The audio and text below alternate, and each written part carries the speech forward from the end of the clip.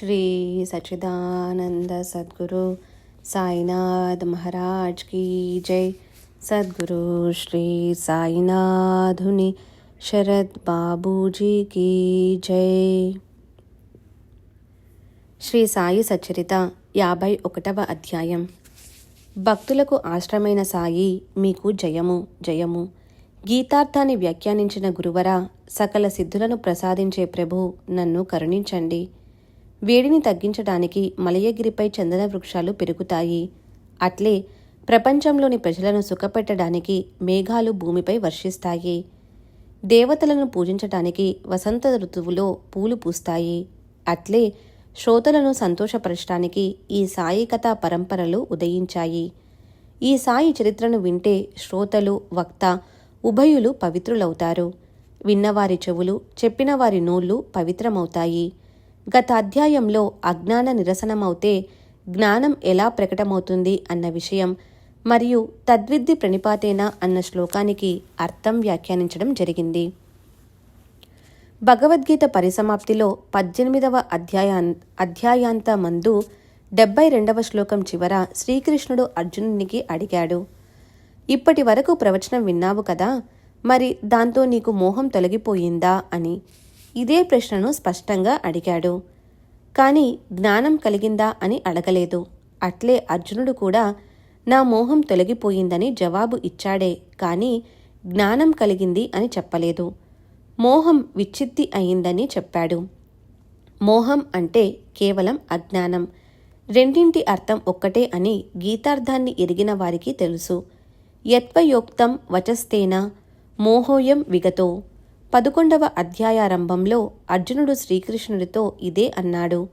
ప్రస్తుతం ఈ నూతన అధ్యాయంలో కాకాసాహెబ్ దీక్షితును బాబా మొదట షిరిడీలో ఎలా స్థిరపరిచారు అన్న విశేషమైన విషయాన్ని గూర్చి వివరిస్తాను. అతనికి షిరిడీతో గల రుణానుబంధం, అతనికి సాయిబాబాతో గల దృఢమైన సంబంధం ఏర్పడటానికి మూల కారణాన్నంతా మొదటి నుండి వినండి. అతని విస్తార కథ చిన్న పెద్ద అందరికీ తెలిసినదే. కానీ అతడు మొదట షిరిడీకి ఎలా వచ్చాడు అని అందరికీ తెలియదు. పూర్వపుణ్యం కారణంగా పరమేశ్వరుని కృపాదృష్టి లభిస్తుంది. దానివల్లనే తరువాత సద్గురువుతో కలయిక ఏర్పడి శిష్యునికి ఆనందం సమృద్ధిగా లభిస్తుంది. ఈ విషయాన్ని గూర్చి ఈ అధ్యాయంలో శ్రోతల హృదయాలకు ఆనందాన్ని కలిగించే కథాత్రయాన్ని, ముగ్గురు భక్తుల మహాభాగ్యాన్ని వర్ణిస్తాను. పరమార్థ ప్రాప్తి కోసం కోటానుకోటి ఇతర ఉపాయాలెన్నో ఉన్నా సద్గురు కృపాదృష్టి లేకపోతే పరమార్థం ప్రాప్తించదు. ఈ విషయంలోని మధురమైన కథను వింటే శ్రోతల కోరిక తీరి వారికి తమ శ్రేయస్సును సంపాదించుకోవాలన్న శ్రద్ధ కలుగుతుంది. గురుభక్తులను సమాధానపరచే పరమ పావనమైన ఈ అధ్యాయాన్ని శ్రోతలు తమ మంచి కోసం సావధాన చిత్తంతో శ్రవణం చేయండి. హరిసీతారాం దీక్షిత్ కాకాసాహెబ్ అన్న పేరుతో ప్రసిద్ధుడు. బాబా భక్తులందరూ అతనిని ప్రేమతో సగౌరవంగా స్మరిస్తారు. అతని గత చరిత్రను వినాలన్న ఉత్సుకత గల భావికులైన భక్తులకు, రసికులకు ఆనందదాయమైన అతని కథను సగౌరవంగా చెప్తాను. క్రీస్తు శకం 1909వ సంవత్సరం వరకు కాకాసాహెబ్కు సాయిబాబా అన్న పేరే తెలియదు. తరువాత అతడే సాయి యొక్క పరమభక్తునిగా ప్రసిద్ధి చెందాడు. విశ్వవిద్యాలయంలోని విద్య పూర్తయిన తరువాత ఎన్నో సంవత్సరాలు గడిచాక ఒకసారి నానాసాహెబ్ చందోర్కరు లోనావాలాకు వచ్చాడు. నానాకు దీక్షిత్ పాత స్నేహితుడు. చాలా సంవత్సరాల తరువాత వారిద్దరూ కలుసుకుని పరస్పర సుఖదుఖ విషయాలను ముచ్చటించుకున్నారు. లండన్ నగరంలో రైలుబండి ఎక్కుతున్నప్పుడు దీక్షితుని కాలు జారగా ఆ కాలికి తగిలిన గాయం, బాధ శతవిధాల చికిత్సలు చేసినా తగ్గలేదు. బాధ గురించిన వృత్తాంతానంతా సంభాషించుకుంటూ ఉండగా అక్కడ సహజంగా శ్రీ సాయిబాబా మహిమ నానాకు గుర్తుకు వచ్చింది. ఈ కాలి కుంటితనం పూర్తిగా పోవాలని ఉందా? ఉంటే మా గురువుగారి దర్శనానికి రండి అని నానా కాకాసాహెబ్తో చెప్పాడు.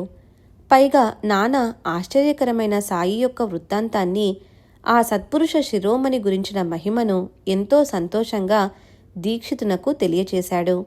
నా మనుషులు ఎంత దూరంలో ఉన్నా, సప్త సముద్రాల అవతల ఉన్నా సరే దారం కట్టి పిచ్చుకను లాక్కుని వచ్చినట్లు వెంటనే లాక్కుని వస్తాను అని బాబా నిత్యం చెప్పే వచనం. మనం వారి మనుషులం కాకపోతే వారి వైపు ఆకర్షింపబడం అని నాన్న చెప్పాడు. మీరు వారి మనిషి కాకపోతే మీకు వారి దర్శనం కాదు. ఇదే బాబా యొక్క గుర్తు. కనుక మీ అంతట మీరు అక్కడికి వెళ్ళలేరు. సాయి గురించిన వర్ణన విని దీక్షిత్ మనసుకు సంతోషం కలిగి నేను వచ్చి బాబాను దర్శనం చేసుకుంటానని నాన్నతో చెప్పాడు. ఈ నా కాలి గురించిన మాటెందుకు? శరీరం నశ్వరం కనుక ఈ కాలి బాధ ఎంతకాలమైనా ఉండని, దాని గురించి నాకేం చింతలేదు. నిరతిశయ సుఖం సంపాదించుకోవటానికి నేను తప్పక మీ గురుదర్శనానికి వెళ్తాను. నాకు అల్పసుఖాలపై కోరిక లేదు. నేను వానిని కోరను. బ్రహ్మ కంటే వేరే సుఖం లేదు. అదొక్కటే అమూల్యమైన సుఖం. ఆ సుఖం కొరకు నేను మీ గురువుకు దాసున్నవుతాను. ఈ కాలికుంటితనం ఇలాగే ఉండిపోని, నాకు దీని చింత ఏం లేదు. కానీ నా కుంటి మనసును బాగు చేయండని ప్రార్థిస్తాను. ఏవేవో సాధనలు చేసి చాలా శ్రమ పడ్డాను. కానీ మనస్సు స్థిరపడలేదు. స్వాధీనంలో ఉంచుకోవాలని ఎంత ప్రయత్నించినా నాకు తెలియకుండానే అది జారిపోతుంది. మనస్సును నిగ్రహించాలని ఎంత జాగ్రత్త పడినా మనస్సు ఆశ్చర్యంగా దృష్టికి అందకుండా తప్పించుకొని తిరుగుతుంది. నానా, నేను మీ గురువు దర్శనానికి వచ్చి నా మనోవైకల్యాన్ని తొలగించమని వారిని ప్రార్థిస్తాను. నశ్వరమైన శరీర సుఖాలపై విరక్తి కలిగి పరమాత్మ సుఖంపై ప్రీతిగల భక్తులు పరమార్థాన్ని సంపాదించుకోవటం సాయికి పరమ సంతోషం. శాసనసభ ఎన్నికలు విషయాలనే చర్చించుకుంటూ అంతటా ఆ విషయాన్నే ముచ్చటించుకుంటూ జనులందరూ ఆ పనులలోనే నిమగ్నులయ్యారు. కాకాసాహెబ్ కూడా తన కోసం ప్రజల అభిమతాన్ని సంపాదించుకోవటానికి స్నేహితుల వద్దకు అనుకోకుండా అహ్మద్నగర్కు వెళ్ళాడు. కాకాసాహెబు మిరీకరు అక్కడి సర్దారు. అతడు దీక్షిత్కు చాలా సన్నిహితుడవటం వలన దీక్షిత్ అతని వద్ద బస చేశాడు. అప్పుడు అహ్మద్నగర్లో అశ్వప్రదర్శన ఉన్నందువలన దానికోసం అనేక రకాల మనుషులు అక్కడ పోగయ్యారు. బాలాసాహెబ్ మిరీకరు కోపర్గాం మామల్తేదారు అహ్మద్నగర్లోని అశ్వప్రదర్శనానికి హాజరయ్యాడు. దీక్షిత్ అక్కడికి వచ్చిన పని అయిపోయింది. షిరిడీకి ఎలా వెళ్ళాలి, అక్కడికి ఎవరు తీసుకుని వెళ్ళగలరు అని అతనికి షిరిడీ ధ్యాస పట్టుకుంది. బాబాతో దర్శనయోగం కలగాలి అని దీక్షిత్కు అదొక్కటే ఆలోచన. ఎవరు నా వంట వచ్చి నన్ను బాబా సన్నిధికి తీసుకుని వెళ్ళి వారి పాదాలపై పడవేస్తారు అని దీక్షిత్కు చాలా చింత. ఎన్నికల పని ముగిసిపోగానే ఇక షిరిడీకి ఎలా వెళ్లాలని దీక్షిత్కు చింత పట్టుకుంది. మిరీకరుకు ఆ విషయాన్ని మనవి చేశాడు. కాకాసాహెబ్ మిరీకరు, అతని కుమారుడు బాలాసాహెబ్ ఇద్దరూ తమలో దీక్షిత్ వెంట ఎవరు వెళ్ళాలి అని ఆలోచించారు. ఆ ఇద్దరిలో దీక్షిత్కు తోడుగా ఒకరు వెళితే చాలు, కానీ ఎవరు వెళ్ళాలి అని నిశ్చయించటానికి ఆలోచించసాగారు. మానవుని ఆలోచన ఒకటైతే పరమేశ్వరుని సంకల్పం మరొకటి. దీక్షితుని షిరిడీ ప్రయాణానికి అనుకోని ఘటన సంభవించింది. ఇక్కడ దీక్షిత్ తపిస్తూ ఉండగా అక్కడ భక్తుని ప్రబలమైన కోరికను తీర్చటానికి సాయి సమర్థులు ఎలా కరిగిపోయారో చూడండి. దీక్షిత్తు చింతిస్తూ బాధతో కూర్చొని ఉండగా మాధవరావు అహ్మద్నగర్కు వచ్చాడు. అందరికీ ఆశ్చర్యం కలిగింది. మాధవరావు అత్తగారి ఆరోగ్యం బాగలేదు. వెంటనే భార్యతో సహా రమ్మని నగరు నుండి అతని మామ టెలిగ్రామ్ ఇచ్చాడు. ఆ తంతివార్త అందగానే అతడు తయారై బాబా అనుమతిని తీసుకుని భార్యతో సహా ఆ ఇద్దరూ చితలీకి వెళ్లారు. 3 గంటలకు వెళ్లే రైలు బండిలో ఇద్దరూ అహ్మద్నగర్కు వెళ్లి టాంగా బండిలో ఇంటి గుమ్మం వద్ద దిగారు. ఇంతలో నానాసాహెబ్ పాన్సే, అప్పాసాహెబ్ గద్రే అశ్వప్రదర్శన సందర్భంలో ఆ దారిన వెళుతూ అక్కడికి వచ్చారు. అనుకోకుండా మాధవరావు టాంగా బండి నుండి దిగటం చూచి వారికి అత్యంత ఆశ్చర్యానందాలు కలిగాయి. భాగ్యవశాత్తు షిరిడీలోని మాధవరావు ఇక్కడికి వచ్చాడు. దీక్షితుణ్ణి షిరిడీ తీసుకుని వెళ్ళటానికి ఇంతకంటే మంచి తోడు ఎవరు అని అన్నారు.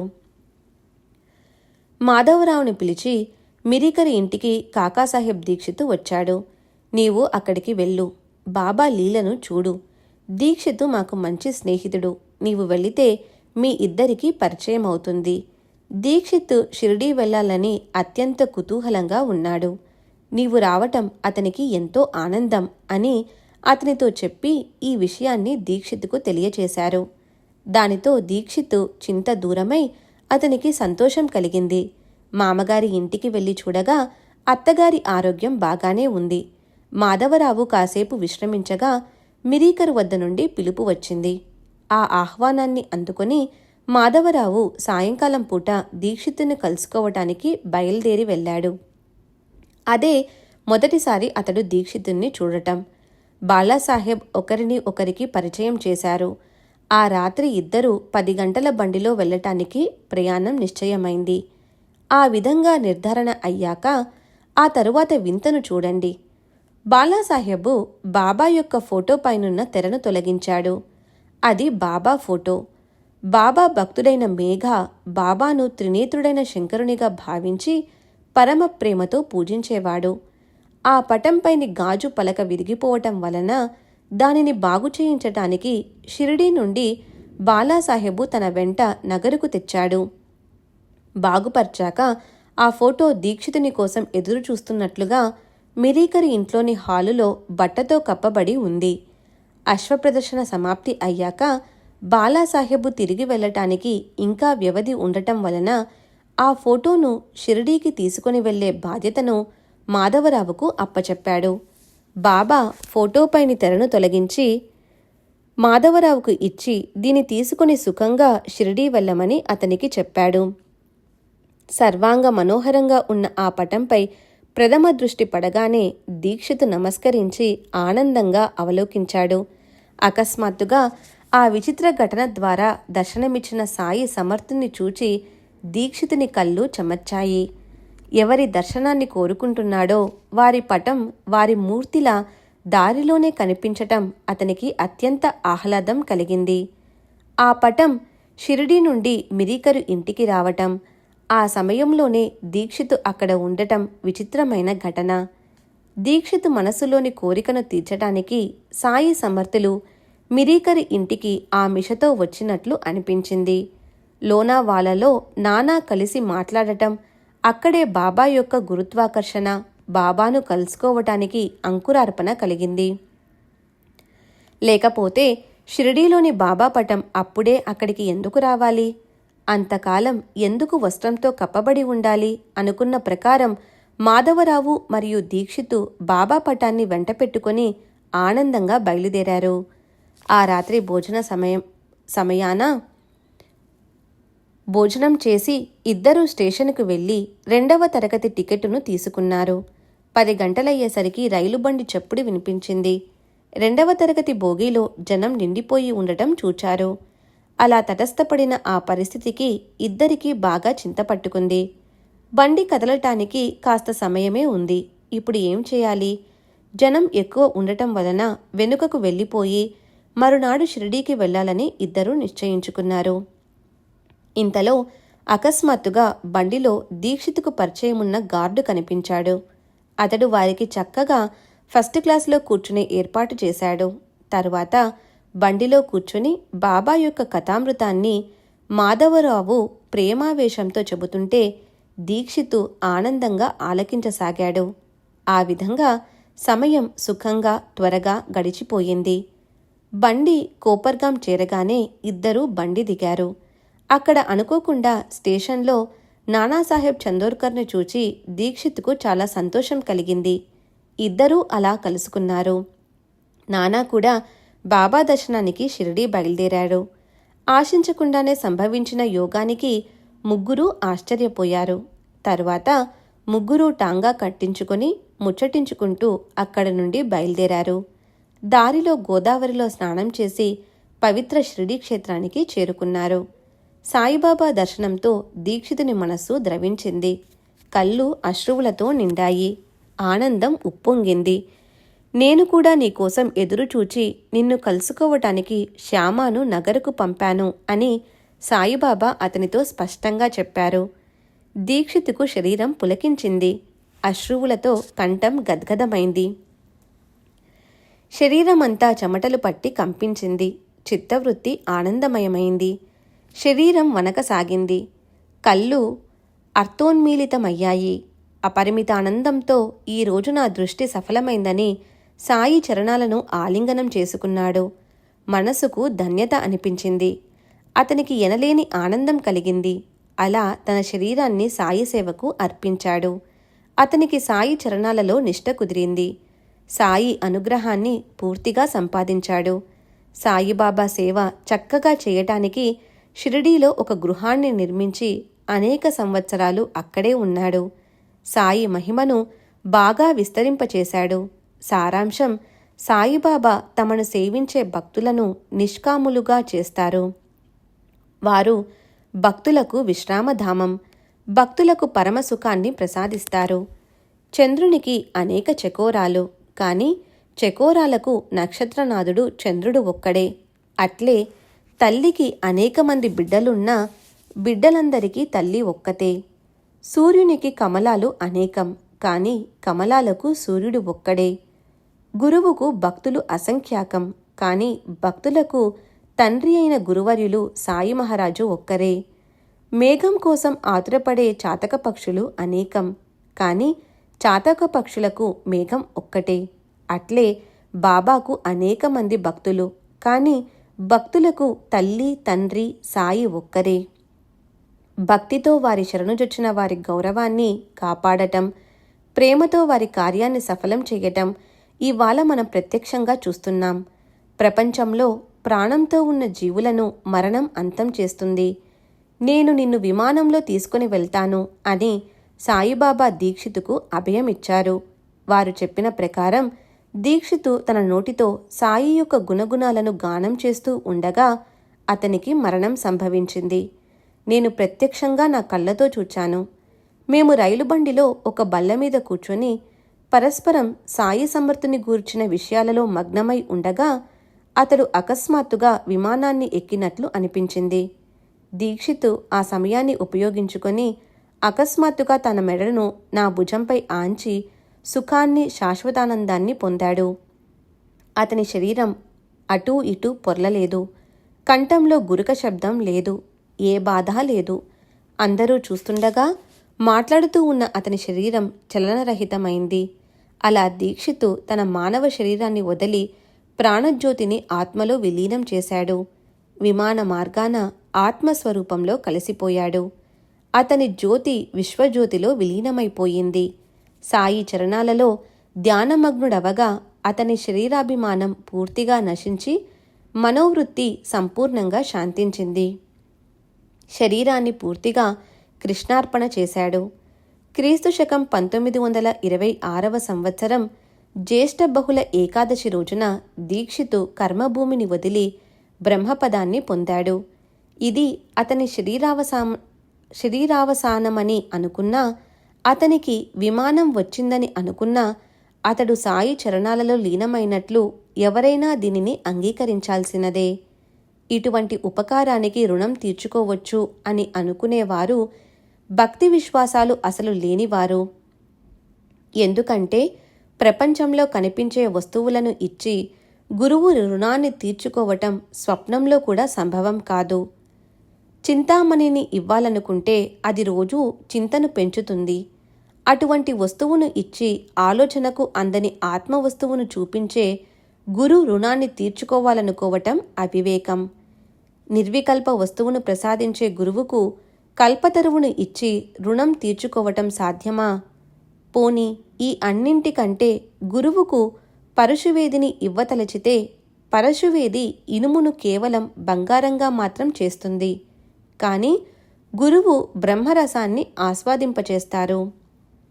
ఏ కోరికలు లేని గురువుకు కామదేవును ఇచ్చి వారి రుణాన్ని తీర్చుకోవాలంటే తీరుతుందా?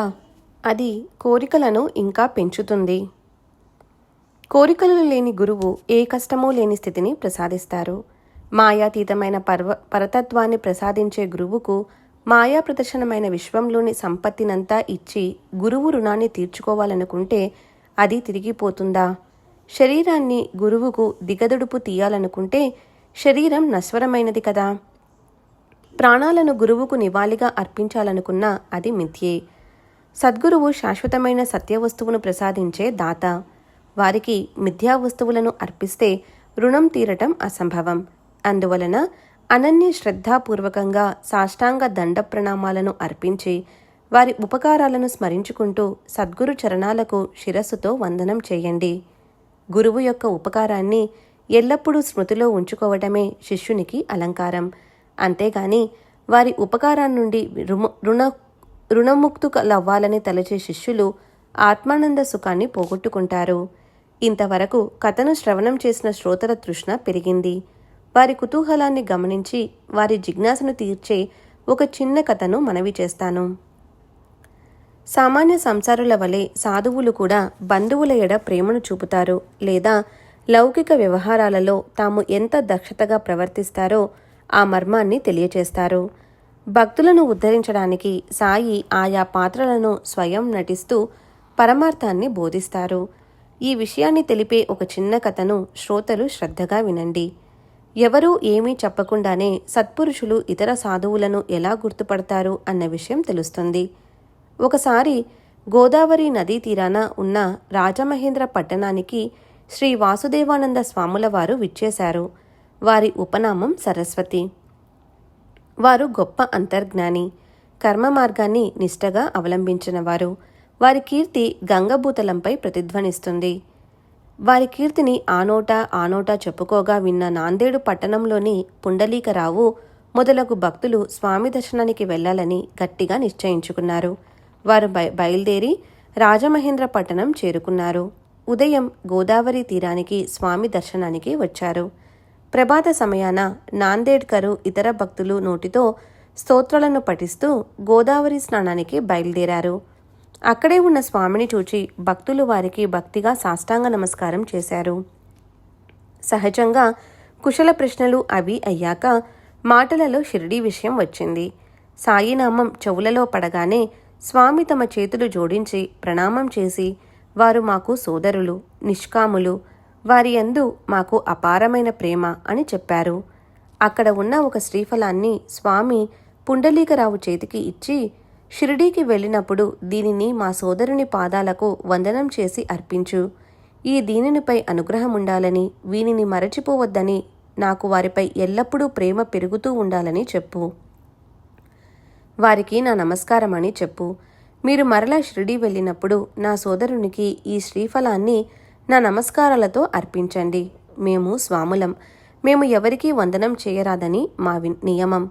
అయినా ఈ సందర్భంలో అది శుభప్రదమని ఆ నియమాన్ని ఉల్లంఘిస్తున్నాను. అందువలన సాయిబాబా దర్శనానికి వెళ్ళినప్పుడు ఈ శ్రీఫలాన్ని సాయి చరణాలయందు మరచిపోకుండా అర్పించండి అని చెప్పారు. వారి మాటలను విని పుండలీకరావు వారి పాదాలకు వందనం చేసి వారి ఆజ్ఞానుసారమే ఆచరిస్తానని చెప్పాడు.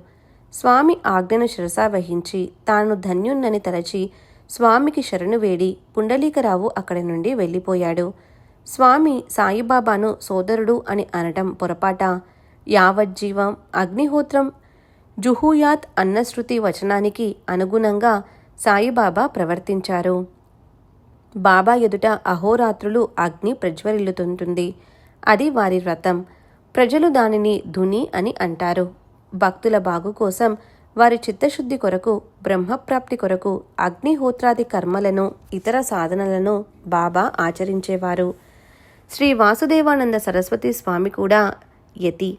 వారు అగ్నిహోత్ర వ్రతాన్ని ఆచరించేవారు. అందువలన వారు బాబాను సోదరుడని అనటం అర్థం లేని మాట కాదు. తరువాత నెల తిరగకుండానే పుండలీకరావు నలుగురు మిత్రులను వెంటబెట్టుకుని సాయిబాబా దర్శనానికి బయలుదేరే యోగం వచ్చింది.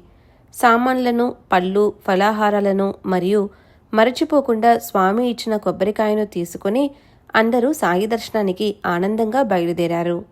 మన్మాడ్లో దిగారు. కోపర్గాం బండికి వ్యవధి ఉండటం వలన బాగా దప్పిక కలిగితే ఒక కాలువ దగ్గరికి వెళ్లారు. పరగడుపున వట్టి నీరు త్రాగటం ఆరోగ్యానికి హానికరమని ఫలాహారానికి తెచ్చుకున్న అటుకుల పొట్లాన్ని బయటకు తీశారు. వానిని నోట్లో వేసుకోగా ఆ అటుకులు చాలా కారంగా ఉన్నాయి. కొబ్బరి లేకుండా వానిని తినలేరు కనుక వారి శ్రమ వ్యర్థమనిపించింది. అప్పుడు ఒకడు కొబ్బరికాయను కొట్టి అటుకులలో కలిపి వాని రుచిని చూడండి అని ఉపాయాన్ని చెప్పాడు. కొబ్బరికాయ అని అనగానే అది వెంటనే సిద్ధమైంది. ఇక పగలగొట్టడం ఎంతసేపు? కొబ్బరి ముక్కలను కలుపుకొని తింటే అటుకులు రుచికరంగా ఉన్నాయి. వానిని తిని నీరు త్రాగారు. కొట్టిన ఆ కొబ్బరికాయ ఎవరిది అని ఎవరూ చూచుకోలేదు. ఆకలి బాధలో ఉండి ఆ విషయాన్ని అంతా మర్చిపోయారు. తర్వాత కోపర్గాంకు వెళ్లే రైలు బండిలో కూర్చున్న పుండలీకరావుకు దారిలో కొబ్బరికాయ గుర్తుకు వచ్చింది. షిరిడీ దగ్గరకు చేరుకునేసరికి అతనిలో కలవరం బయలుదేరింది. వాసుదేవానంద సరస్వతీ స్వామి వారి శ్రీఫలం పొరపాటుగా అటుకులలో కలిసిపోయిందని, అదే కొబ్బరికాయ పగిలింది అని గ్రహించి పుండలీకరావు చాలా భయపడ్డాడు. శరీరమంతా వణికిపోయింది. సత్పురుషుని పట్ల అపరాధం జరిగింది. అతనికి చాలా బాధ కలిగింది. ఎంత పాపాన్ని మూటకట్టుకున్నానో, స్వామి శాపానికి గురయ్యాను. అక్కడ వారి వద్ద నా ప్రేలాపనంతా వ్యర్థమైంది. శ్రీఫలానికి పట్టిన గతిని గని పుండలీకరావు చాలా కలవరపడ్డాడు. ఆశ్చర్యంతో అతని మనస్సు మూగపోయింది. ఇప్పుడు బాబాకు ఏమి ఇవ్వాలి? వారితో ఏ విధంగా చెప్పాలి? వారికి నా మొహం ఎలా చూపించను? వారికి ఇవ్వవలసిన శ్రీఫలాన్ని కోల్పోయాను కదా. సాయి చరణాలకు అర్పించవలసిన శ్రీఫలం ఫలాహారమై పోయింది. సత్పురుషునికి అగౌరవం జరిగింది అని పుండలీకరావు తనలో దుఃఖపడ్డాడు. బాబా కొబ్బరికాయను అడిగితే మన్మాడ్లో దానిని ఫలాహారం చేశామని, ఇప్పుడు ఆ కొబ్బరికాయ లేదని చెప్పలేక అందరూ సిగ్గుతో తలలు దించుకోవాలి అని అందరి మనసులలోనూ బాధ ఉంది. కొబ్బరికాయ తమ వద్ద లేదని నిజాన్ని చెప్పటానికి సిగ్గు. సాయి మహారాజు సర్వసాక్షి కనుక వారితో అబద్ధం చెబితే పని జరగదు.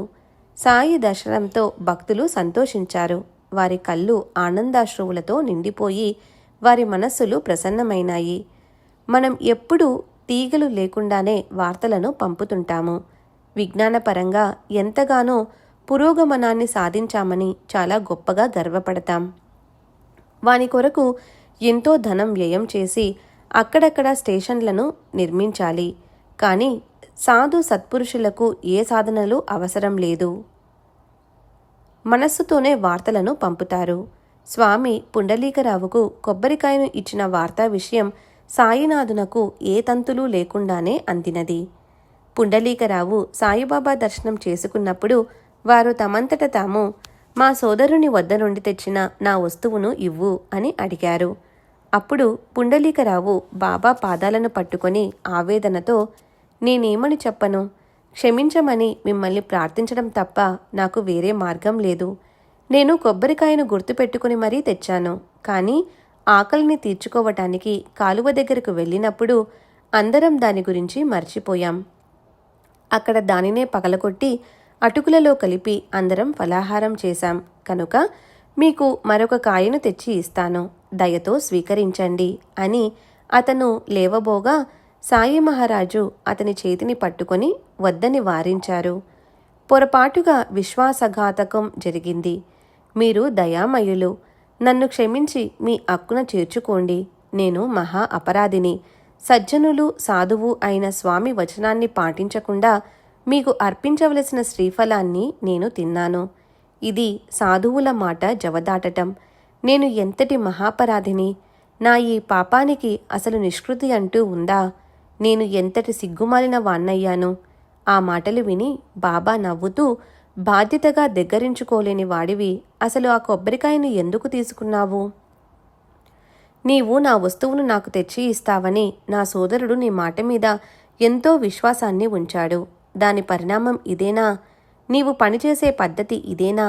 నా సోదరుని కోరిక తీరలేదు కదా. ఆ శ్రీఫలానికి బదులుగా ఎన్ని తెచ్చి ఇచ్చినా దానికి సమానం కావు. జరగవలసింది జరిగింది. ఇప్పుడు వ్యర్థంగా ఎందుకు దుఃఖిస్తున్నావు? స్వామి, నీకు కొబ్బరికాయనివ్వడం కేవలం నా సంకల్పం. నా కోరిక ప్రకారమే ఆ కాయ పగిలింది. కర్తృత్వాన్ని అనవసరంగా నీపైన ఎందుకు వేసుకుంటావు? నేను అపరాధిని అని అహంకార బుద్ధితో అనుకుంటున్నావు. నేను కర్తను కాను అన్న నిరహంభావాన్ని అలవరుచుకుంటే ఏ బాధ ఉండదు. పుణ్యకార్యాలు మాత్రం నేను చేశానని అనుకున్నప్పుడు పాపకర్మాలను కూడా నేనే చేశానని ఎందుకు అనుకోరు? 2 కర్మల ఫలితము ఒక్కటే. అందువలన నీవు నిరభిమానంగా ప్రవర్తించు. నీవు నన్ను కలుసుకోవాలన్న నా సంకల్పం వల్లనే ఆ కొబ్బరికాయ నీ దోసిలిలో పడింది. ఈ మాట ముమ్మాటికి నిజం. మీరు నా బిడ్డలు. మీ నోట్లో పడ్డ ఆ కాయను మీరు నాకు అర్పించినట్లే, అది నాకు నిశ్చయంగా అందినట్లే అని తెలుసుకో. ఆ విధంగా బాబా తమ వచనాలతో సమాధానపరచగా పుండలీకరావు బాధ మెల్లమెల్లగా తగ్గి అతని మనసు కుదుటపడింది. కొబ్బరికాయ పోవటం అనే మిషతో చేసిన బాబా యొక్క బోధ అతని మనస్సుకు ఉపశమనం కలిగించింది. అహంభావంతో సతమతమవుతున్న వారి అహంకారం తొలగిపోయి వారు నిర్దోషులయ్యారు. ఇదే ఈ కథాసారం. మనోవృత్తిలో అహంభావం తగ్గుతున్న కొద్దీ పరమార్థంలో అధికారాన్ని సంపాదించి భవాన్ని సులువుగా దాటగలరు.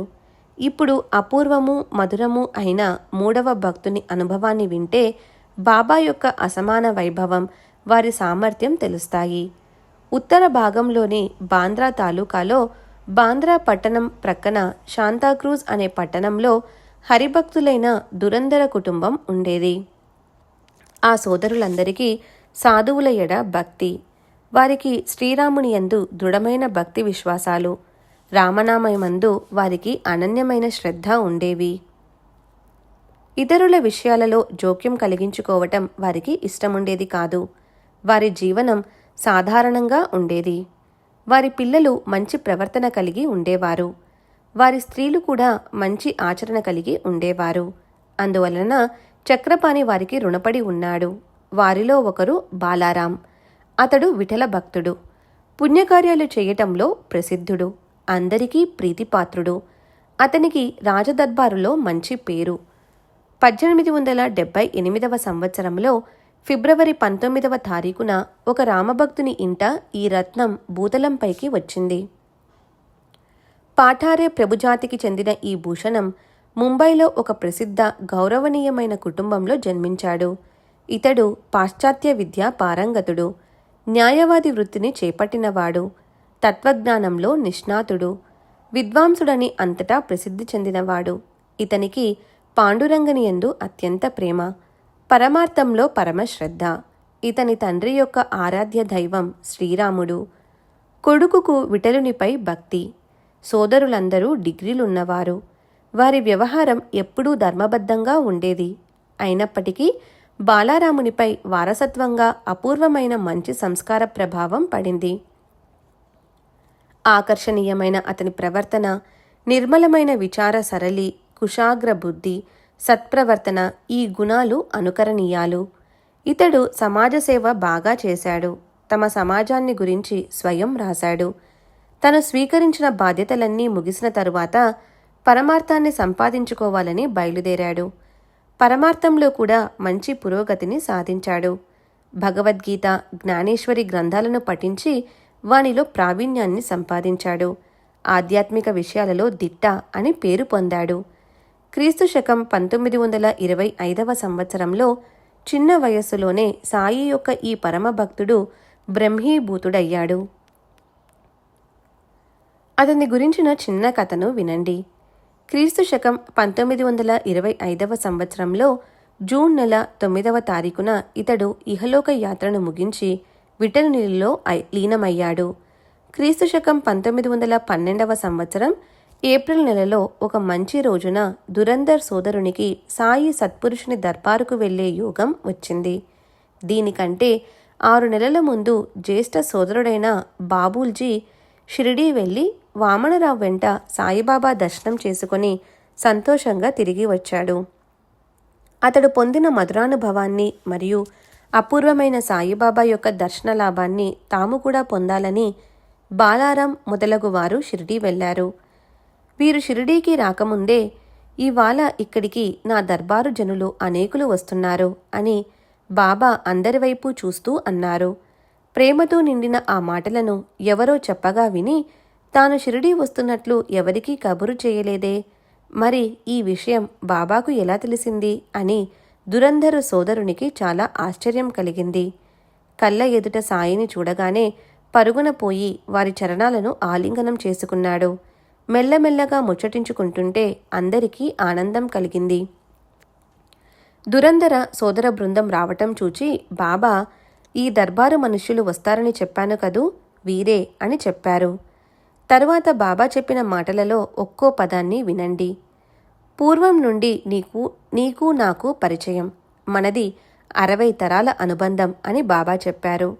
బాలారాం మొదలగు దురంధర సోదరులందరూ వినయంగా చేతులు జోడించుకొని బాబా శ్రీచరణాలను అవలోకిస్తూ వారి ఎదుట నిలుచున్నారు.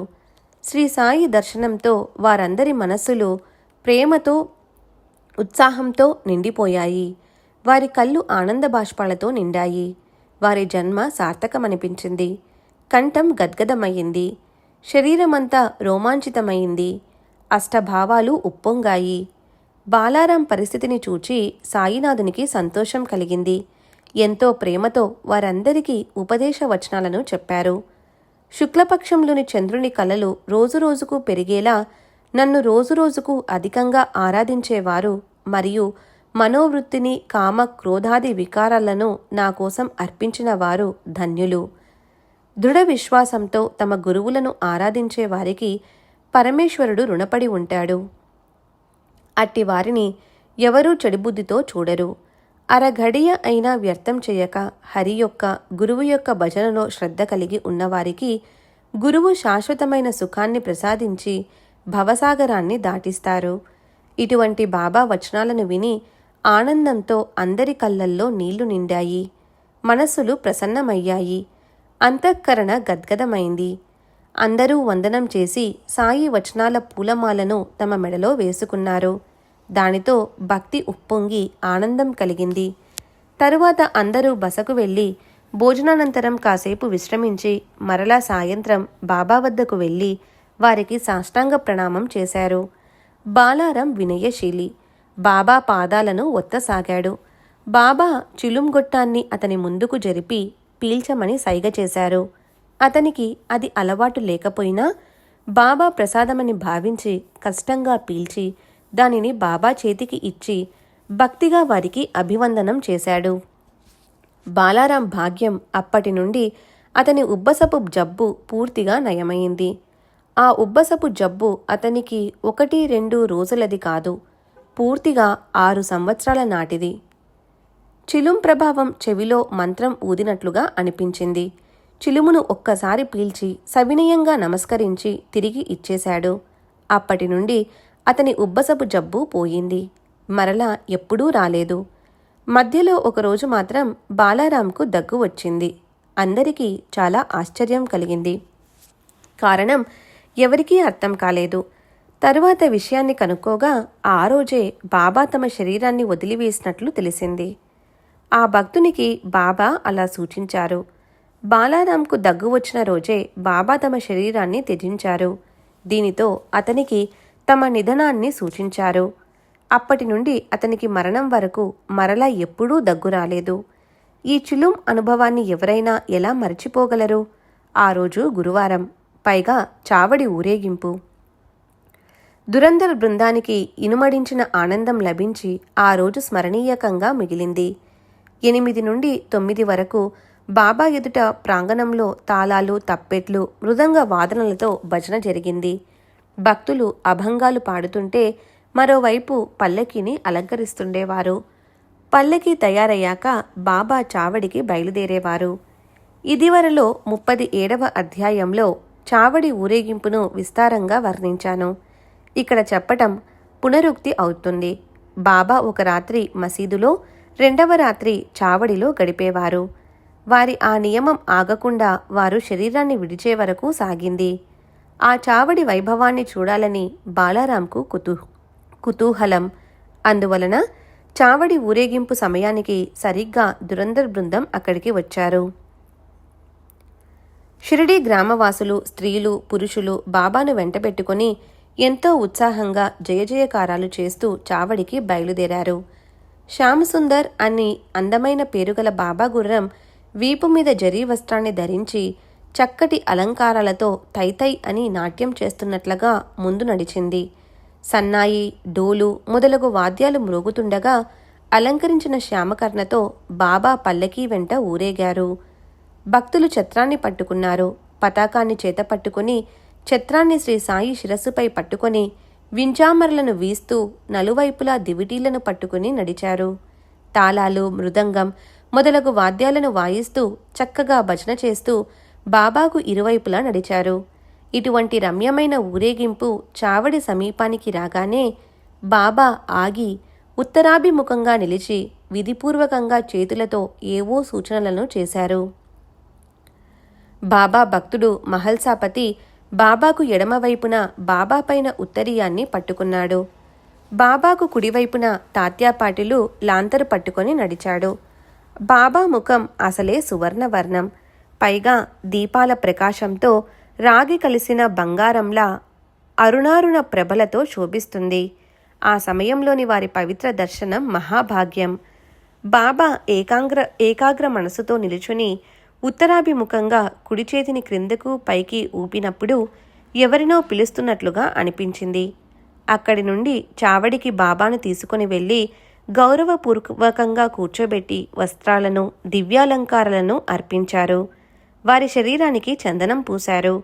ఒకప్పుడు తురాయితో తలపాగాను, మరొకప్పుడు బంగారు కిరీటాన్ని లేదా ముదురు రంగు తలపాగాను వారి తలపై ఉంచారు. అందమైన జరీకోటును తొడిగారు.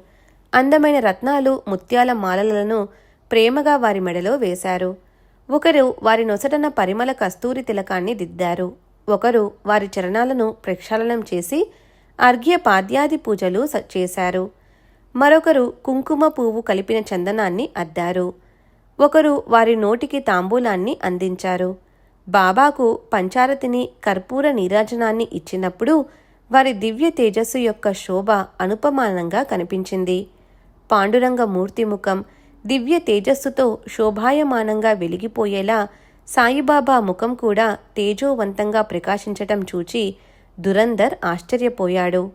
ఆకాశంలో మెరిసే మెరుపును భూమిపై నుండి చూడలేనట్లే సాయి నొసటన తేజస్సు చూడలేక కళ్ళు మెరిశాయి.